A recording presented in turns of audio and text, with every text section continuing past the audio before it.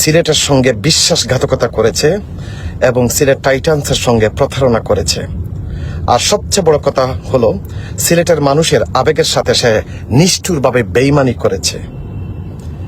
এর কোনো দরকারই ছিল না। সে চাইলে আমাকে বলতেই পারতো তার কত টাকা প্রয়োজন, তা দেওয়া হয়ে যেত। এই সত্য আমাকে সত্যিকারের ভেঙে দিয়েছে। এই ঘটনা আমি এখানেই থামতে দিব না। বিষয়টি গভীরভাবে তদন্ত করা হবে এবং দায়ীর বিরুদ্ধে যথাযথ ব্যবস্থা নেওয়া হবে। আজকের হারটা ছিল পুরো একটা বেইমানির সাথে হার।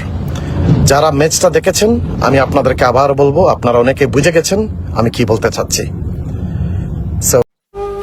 কিতা খবর সিলেটবাসী? সিলেট হেরে যাওয়াতে সবাই ভোগান্তিত। আসলে সিলেটের সাথে বেইমানি করা হয়েছে, সিলেটের ইমোশন নিয়ে খেলা করা হয়েছে। আসলে কিছুগুলা দালালের কারণে সিলেটের আশা, সিলেটের স্বপ্ন পূরণ হয়নি। সিলেট টাইটান্সের উপদেষ্টা ফাহিম ভাইয়ের করা পোস্ট, সিলেট আজ হারেনি, হেরে গিয়েছি আমি ফাহিম, ব্যর্থতা আমারই। সিলেট টাইটান্সের অ্যাডভাইজারের দায়িত্ব নিয়েছিলাম, আজ সেই দায়িত্ব থেকে সরে দাঁড়ালাম।